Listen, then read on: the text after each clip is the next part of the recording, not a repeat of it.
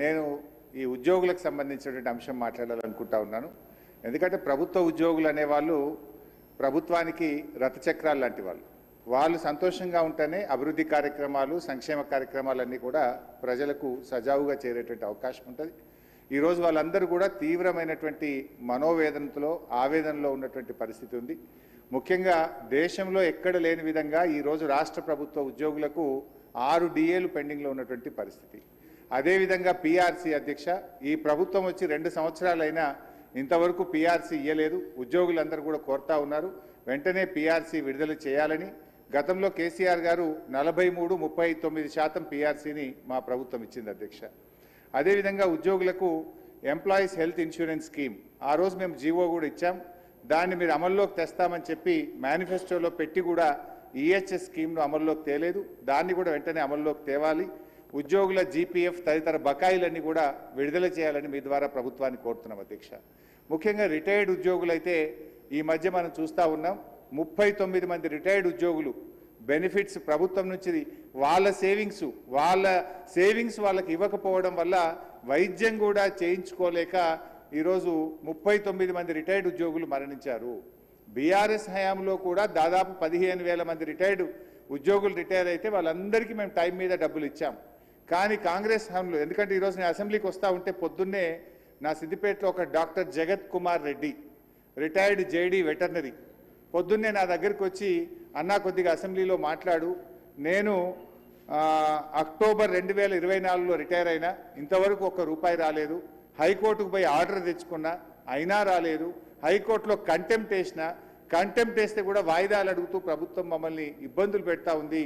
మా రిటైర్డ్ ఉద్యోగుల పెన్షన్ బెనిఫిట్లు ఇప్పించండి, చావు బతుకుల్లో ఉన్నటువంటి మమ్మల్ని కాపాడండి.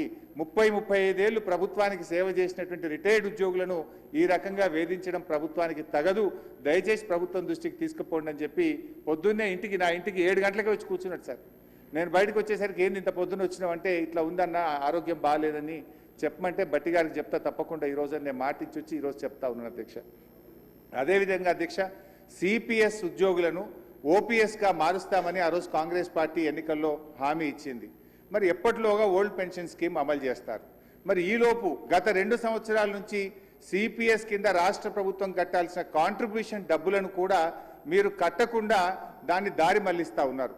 అసలు కాంట్రిబ్యూషను కట్టలేరు, ఓపీఎస్ తేకపోవడం వల్ల 2 లక్షల మంది సిపిఎస్ ఉద్యోగుల భవిష్యత్తు ఈరోజు ప్రశ్నార్థకంగా మారుస్తూ ఉన్నారు. దయచేసి సిపిఎస్ కాంట్రిబ్యూషన్ కట్టండి, ఓపీఎస్ విధానాన్ని ఇచ్చిన మాటకు కట్టుబడి తక్షణమే అమల్లోకి తేవాలని చెప్పి మీ ద్వారా కోరుతున్నాం అధ్యక్ష. అదేవిధంగా పోలీస్ డిపార్ట్మెంట్లో కూడా అధ్యక్ష సరెండర్ లీవులు 5 సరెండర్ లీవులు పెండింగ్లో ఉన్నాయి. టీఏలు రావట్లేదు, డిఏలు రావట్లేదు, స్టేషన్ అలవెన్స్ రావట్లేదు. మొన్న ఒక జూబ్లీ హిల్స్ ఎలక్షన్ ఉంటే యూసఫ్ గూడ బటాలియన్ మాత్రం సరెండర్ లీవులు టీఏలు ఇచ్చిండ్రు.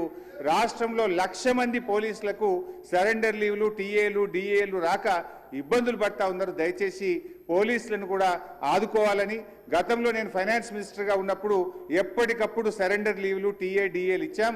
ఈ ప్రభుత్వం వచ్చిన 2 సంవత్సరాల నుంచి పెండింగ్లో ఉన్నాయి కనుక వాటిని విడుదల చేయండి. ఇలా పోలీసులు కూడా తీవ్రమైనటువంటి ఆవేదనలో ఉన్నారు.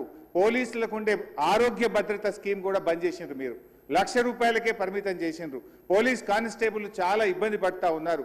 ఆరోగ్య భద్రతను పునరుద్ధరించండి, గతంలో మాదిరిగా కార్పొరేట్ వైద్యం పోలీసులకు అందించాలని చెప్పి కోరుతూ కాంగ్రెస్ పార్టీ ఎన్నికల మేనిఫెస్టోలో తక్షణమే మేము ఉద్యోగులకు పిఆర్సీ ఇస్తాము, పెండింగ్ డిఏలు ఇస్తాము, బకాయిలు ఇస్తాము, ఓపీఎస్ తెస్తామని మాట ఇచ్చి ఈరోజు కాంగ్రెస్ పార్టీ 2 ఏళ్లైనా అమలు చేయకుండా మోసం చేస్తూ ఉంది. జరిగిన అన్యాయం ఇప్పటికే చాలా జరిగింది. తక్షణమే ఇప్పటికైనా ఉద్యోగులకు, రిటైర్డ్ ఉద్యోగులకు, పోలీసులకు ఇచ్చిన హామీకి కట్టుబడి మేలు చేయండి అని చెప్పి మీ ద్వారా ఆర్థిక మంత్రి